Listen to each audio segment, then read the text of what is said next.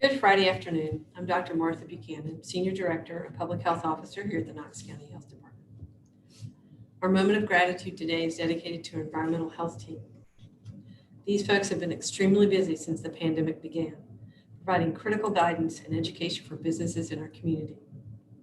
They've worked closely with businesses who have identified COVID positive staff members in order to reduce the rate of transmission. We are incredibly thankful for the work they are doing and will continue to do. On Monday, we will continue to test folks at KCHD from 8 a.m. to 12 p.m. Next Wednesday, however, and Wednesday and Friday, we'll be testing at the Jacobs Building in Chilhowee Park from 9 a.m. to 3 p.m. Moving forward, this will be our main location for COVID-19 testing. However, there may be a few days that we're not able to test there. We'll be able to get that information out to you as soon as we can. We're grateful for this partnership with the city that allows us to extend our hours and increase safety for those waiting in line due to the heat. Now we'll move to the local situation. We have 3,761 confirmed cases of COVID-19 in Knox County. Additionally, we have 123 probable cases. 1,643 of our cases have recovered, giving us 2,085 active cases. 194 individuals have been hospitalized at some point in their illness. Currently, there are 40 Knox County residents hospitalized, and we are saddened today to report 2 additional deaths related to COVID-19, bringing our total to 33. Our thoughts and prayers continue to be with the loved ones and friends of those who passed away. As a reminder, the next Board of Health meeting is Wednesday, August 5th at 5 p.m. The public can view the meeting meeting live on Knox County's YouTube channel or the Knox County website. Now I'd like to spend a few minutes discussing the topic of false negatives and false positives. First of all, it's important to remember that no test is 100% accurate, so all tests, COVID or not, have false positives and false negatives. But today, I just really want to talk specifically about COVID-19 testing. So false positive in general means that the test came back positive, but the person actually doesn't have the disease or doesn't have COVID-19. A false negative means someone's test came back negative, but they actually do have the disease or they have COVID-19. From a public health perspective, false negatives are actually more of a concern because that means someone could be returning to life as normal, gathering with their family and friends and going to work when they actually are positive for COVID-19. That could lead to further transmission of this virus as they could spread it without even knowing they were positive or actually thinking they're negative. At KCHD, we use the PCR test, which is either a nasal swab or an oral swab. The PCR test is currently considered the closest to gold standard for COVID-19 testing. That means it's thought to be the most reliable because it looks for actual presence of the virus DNA and RNA in your system. So those virus particles. The PCR test, which is utilized across the country and the world, according to the currently available data, the sensitivity ranges from 79 to 90%. Sensitivity is the proportion of patients that actually have COVID that test positive, or the true positive rate. So that's around 70 to 90% with the PCR. The COVID-19 PCR test is thought to have about a 95% specificity rate. The specificity rate is the portion of people without COVID who have a negative test, so the true negative. So those are people without disease. There are many factors that can contribute to a false negatives and false positives, everything from specimen collection to how many viral particles need to be present for the test to be positive. In speaking with a local infectious disease doctor, they are seeing about 3 to 4 false positives for about every 1,000 true positives. It's a pretty good ratio. It's also important to know a little bit about how the virus manifests in the body. It appears that the virus is not detectable immediately after infection. So if someone were to get tested the day after their exposure, the probability of their test coming back positive is very slim, even if they are going to go on to develop the disease. So if somebody waits a few days after they've been exposed to get a COVID-19 test, it's more likely to be positive if they're going to develop COVID-19. So don't run out as soon as you learn you've been exposed to get a test.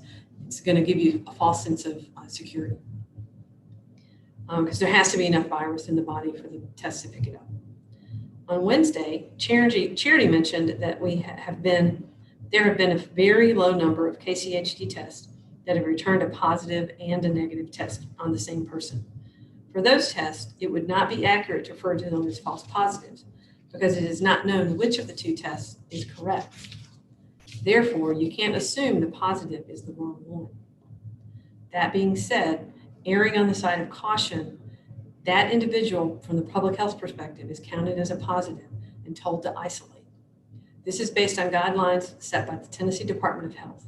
If that person was instead counted as a negative, we could be running the risk of having someone return to life as normal when indeed they are positive. Once again, this applies to a very low number of our cases. We don't want the implication to be that false positives are ballooning our case numbers because that's not the case. As we've said, there is thought to be a much higher false negative rate. That means there are more people in our community who have the virus, but the test doesn't show that.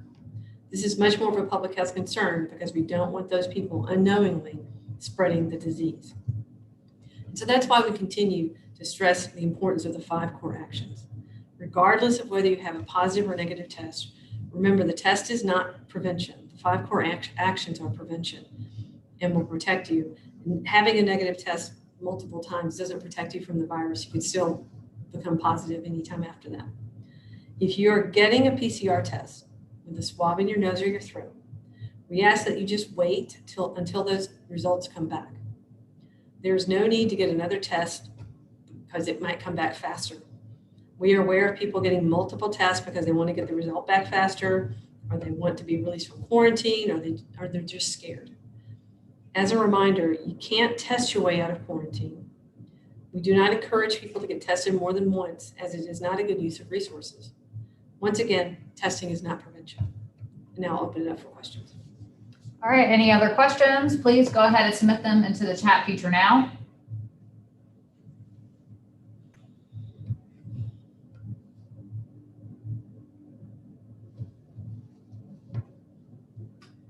See, the first question we have is from Grace with WBIR. Can you recap how the local COVID-19 situation has changed in July?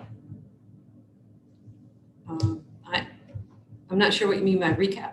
Our cases have increased quite a bit. Our deaths have gone up. So we have more cases, we have more people hospitalized, we have more people who've passed away from COVID-19. If you want specifics, we can get you those specifics. Yeah, if you have any more specific question there, Grace, we'd be happy to answer it. Madison with WATE asks, can you provide the specific studies or data that Knox County is using to measure the effectiveness of mask usage to curb COVID? Well, there's a Lancet study. There's several studies that are publicly available that you can find. We can certainly send you those. And then, locally, what we'll be looking at is transmission rates, to be honest. Seeing those transmission rates go down, seeing fewer cases because people are wearing masks will tell us that mask wearing is effective. From Madison with WATE, yesterday we got word about contact sports on hold in Knox County. Where do those conversations stand now regarding contact sports for the fall from the health department's perspective? Those are internal conversations that'll be held by the schools. They certainly can consult with us if they'd like, and we do talk with them regularly. We met with them yesterday about school in general, not about contact sports. So I'm sure they'll reach back out to us regarding contact sports when they have a question. From Megan with WVLT, during the last Board of Health meeting, data showing that mask mandate is beginning to work was discussed. Can you break down what that data showed in layman's terms? Okay, I'm not familiar that we presented any data. Dr. Shmia. Okay, that was Dr. Shmia's presentation. I apologize. Yeah, not our data, but I'll do my best. So what Dr. Shmia demonstrated with his projections and looking at numbers, it appears that our COVID-19 case rate is starting to slow down. So it's not going away, but it's slowing down. So we're not climbing the hill at quite such a pace. It's slowing down a little bit, hopefully starting to see that come down further over the next few weeks. So basically, the slowdown in our case rate is what they're seeing in their data. From Vincent with the Sentinel, can you explain the role of the precautionary principle in public health decision-making? I'm not familiar. I apologize. I can certainly read about the precautionary principle, but I'm not familiar with it. From Grace with WBIR, can you explain what a transmission rate is? The transmission rate is for every person who has a disease, COVID-19 or the flu, how many other people are they going to make sick? From Grace with WBIR, while Knox County has mandated masks and closed bars, neither our surrounding counties nor the state have made similar moves, with the exception of Severe's mask requirements. Do they affect Knox County, and what's your message to them? Of course it affects Knox County. The virus nor people respect boundaries of counties. So we go back and forth a lot. So I think it would be helpful if we had across the board similar policies in limiting the spread of disease. But those are decisions made by local entities and by the state government. And they certainly are using the data they have and the information they have to make those decisions, and I respect their decisions. From Claire with WUOT, what are the parameters for how you can spend the $7.1 million in new funding you've received? Are there restrictions for what you can spend this money on and what you can't? We can get that information to you, Claire. There are some restrictions, and I've read the contract, but don't have it set to memory. So we can certainly get those restrictions to you. From Vincent with the Sentinel, the Knox County Health Department has to weigh different kinds of scientific evidence. Is it appropriate in a public health emergency to wait for highly specific studies, or should public health authorities act on the evidence that is available to them? Well, I believe we're doing that. I believe we're acting on the evidence that's in front of us. We're using our benchmarks and our local data to provide guidance for the Board of Health, provide guidance for our community and leaders to make decisions. We do that all the time, to make decisions based on the information in front of us. We also learn from other communities. We see other communities put things in place and they see their case rates go down. So what can we learn from that community? So it's active learning in the public health arena right now. From Grace with WBIR, we've had 11 deaths in the last week. Is there any explanation for that? We don't have an explanation. We don't speak specifically about anything related to cases, but I'm not aware of any explanation for that. She also asks if you have the age and gender information for the 2 deaths reported today. Sure. One was a 64-year-old male and one was a 67-year-old male. Also from Grace with WBIR, as the group conducting contact tracing of the outbreak in our community, how do you expect the Board of Health's order to close bars will impact COVID spread? Well, what we hope to see is that it reduces COVID spread, because we know what we know about COVID-19 is that staying away from each other reduces the risk that we get it. Actually can eliminate the risk that we get it. Wearing a mask reduces risk. Washing your hands reduces risk. Cleaning surfaces reduces risk. Staying home if you're sick reduces risk. Closing bars is a way to keep people away from each other.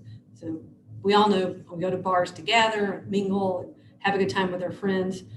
So the Board of Health had concerns that people gathering at bars was a potential risk point for our community. So in reducing the risk for our community, closing bars was chosen as one step to do that. It's not instead of the 5 core actions. We still all have to do the 5 core actions, and we can't just go, we're done, close bars, that's going to fix the problem. All of us have to keep doing all of these things in order to reduce risk and reduce case rates in our community. From Megan with WBLT, can you speak to the availability of medical staff in Knox County? What types of medical workers are in highest demand, and is there a nurse shortage? That's a great question for the medical providers. We currently are fully staffed here at the Knox County Health Department, and I can speak to our staffing. From Claire with WUOT, what is your opinion about Governor Bill Lee's ongoing decisions not to follow federal guidance from Dr. Deborah Birx and the White House Coronavirus Task Force? Governor Lee is using the information available to him to make those decisions, and I respect his decisions. From Vincent with the Sentinel, he says the precautionary principle is a way of approaching a risky situation where information is not 100% certain that emphasizes avoiding unnecessary risk. Can you comment on this framework in a public health context? We in public health are constantly, or at least in parts of public health, constantly looking at reducing risk, and reducing risk in everything from motor vehicle accidents to putting your baby to sleep in a safe way, to infectious diseases. So we're always using the data available to us to reduce risk. And we almost always try to err on the side of caution to make the safest choice for our community based on the data that we have and based on the information we have. And that's how we make decisions here at the health department, how public health makes decisions across the country. From Grace with WBIR, can you explain how you count recoveries, and do you have confidence in those numbers? We do have confidence in those numbers. Recoveries are people who are a case, who have finished their isolation period, or a probable case who's also finished their isolation period. So those are those two categories. So a case who's finished their isolation period, or a probable case who's finished their isolation period. And we feel comfortable with those numbers because we're talking to those people each day, or the Tennessee Department of Health actually now is talking to those people each day. And public health is determining when that person can be released from isolation. So I feel very comfortable with those numbers. From Megan with WVLT, the SEC announced they intend to continue holding 10 games this season. Do you believe limiting games to in-conference only will be enough to help stop the spread? Well, what we know about when the CDC talks about risk stratification, there are activities that are lowest risk, a little higher risk, So limiting teams, the different numbers of teams coming from different places, is one way to limit risk. So limiting the exposures limits risk. So if you look at that, you can look at that on the CDC's guidance for sports. It's for recreational sports, but it applies to all sports. From Grace with WBIR, she has a follow-up question. Is that isolation period 10 days or the 21 days TDH uses for recoveries? I'm not familiar with the 21 days TDH is using for recoveries. I apologize. So the CDC guidance and the TDH guidance for a case of COVID, and we are also treating probable cases this way, is that you have to be in isolation for at least 10 days, plus also being symptom-free for at least 24 hours. So sometimes somebody might be in isolation for 10 days, but still feeling sick on day 10. So they have to go another day. So it has to be at least 10 days plus a full 24 hours. I think there is some confusion for the guidance that's put out there for medical providers. So a severely ill medical provider, so somebody who gets really sick, has a 20 or 21 day period of isolation. Everybody else is a 10-day isolation with that, plus that 24 hours of symptom-free without using medication to treat your symptoms. From Vincent with the Sentinel, in the discussion that the board had regarding the bar closure order, there appeared to be some tension between requiring specific evidence about bars and members of the board who are emphasizing the risk bars pose to the public in the context of how COVID-19 is known to spread. Can you comment on this conversation and the way these kinds of evidence are weighed? So when we look at the situation we're in, certainly people have opinions, and people look at different evidence and data and research about when we're making these really challenging decisions. I think the tension really speaks to how difficult this decision was to make. When the board wants to make sure they're making the best decision for the community. And so they're weighing all the different pieces of information and data that we have. So there's local data and there's national data. National data has shown some places when they closed bars have seen their case rates go down.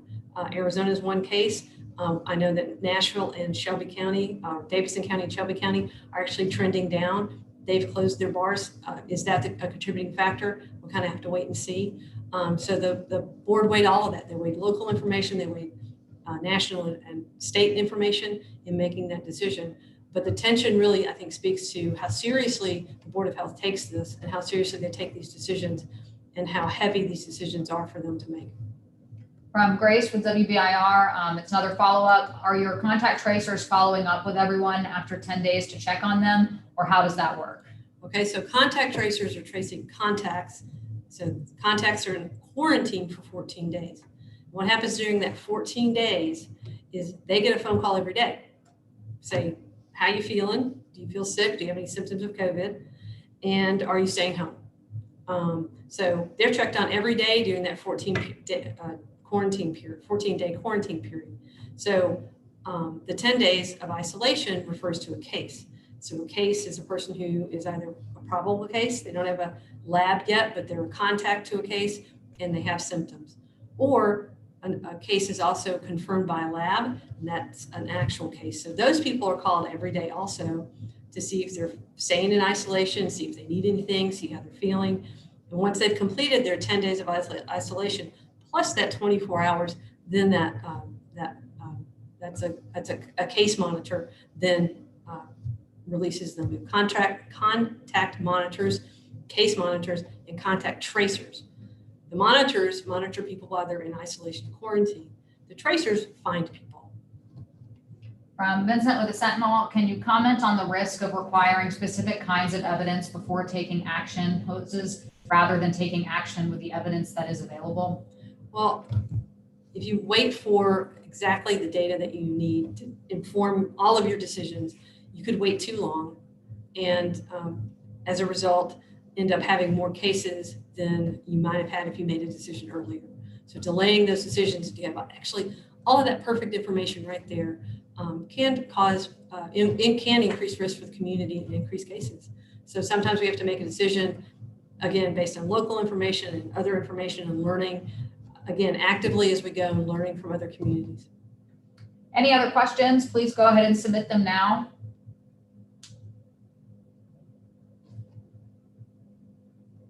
From Alan with Inside of Knoxville, it sounds to me as if cases have 10 days quarantine and contacts have 14. Am I misunderstanding? Okay, so cases have 10 days plus 24 hours without symptoms of isolation. The case is in isolation. So cases have 10 days plus 24 hours without symptoms in isolation. A contact has 14 days of quarantine unless they become symptomatic and then they flip over to being a case. So contacts, 14 days of quarantine, case, 10 days plus 24 hours without symptoms of isolation. The next question is, if a contact does develop symptoms, it seems likely they would test positive. Are they tested?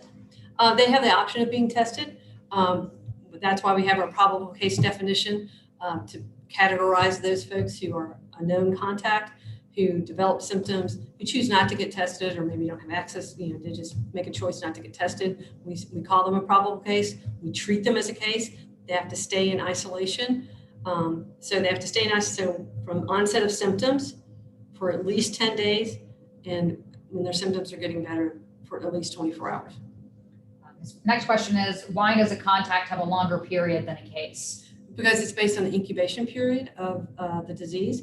Incubation period for COVID-19 is 2 to 14 days. So we want people to go out to that 14th day to make sure they don't become symptomatic. That's why we say you can't test yourself out of quarantine. Because say you get tested on day 7, you could still you still got 7 days before you might develop COVID. So we don't want you to get out of quarantine. Isolation is based on transmission, and infectivity. So from onset of illness, what we see is if we give somebody 10 days plus they're feeling better for at least 24 hours, we know they're not going to make other people sick. So somebody without symptoms, we really base it on the testing day and 10 days after the testing day. So that's based on transmission, not on incubation period. From Megan with WBLT, for anyone who might be wondering if they should get tested, who should be seeking a test and when? Any contact to a known case of COVID-19 should consider getting tested. Anybody with symptoms of COVID-19, the symptom list has gotten bigger. The primary cough, fever, body aches, malaise, fatigue, loss of taste and smell. Some folks have vomiting and diarrhea. So anybody with those symptoms should consider getting tested. And certainly anybody who is concerned they might have COVID-19 can certainly get tested. But we prefer to limit it to those folks who have some exposures and maybe have some symptoms. From Vincent with the Sentinel, with respect to this precautionary framework, COVID-19's long-term health implications are still unknown.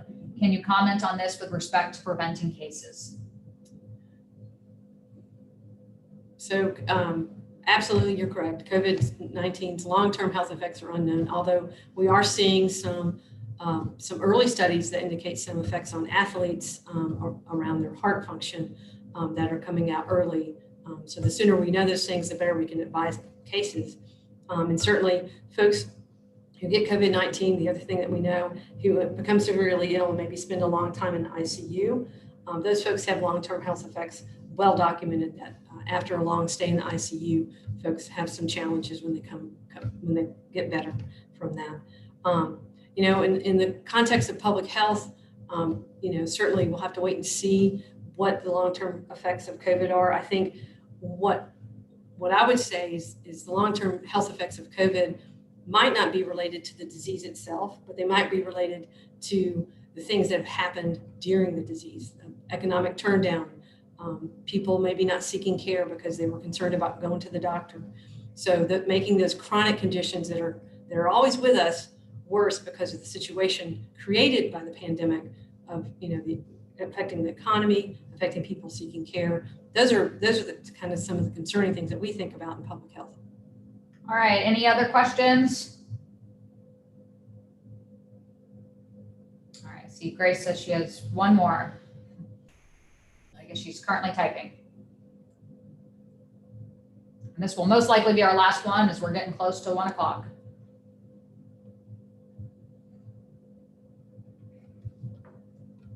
It's a long one. From Grace from WBIR, she says, you mentioned probables can be recovered. Are those counted on your website? Yes. All right. I'm not seeing any other questions. So thank you all for joining us, and we will be back with you on Monday. Have a good rest of your day and a good safe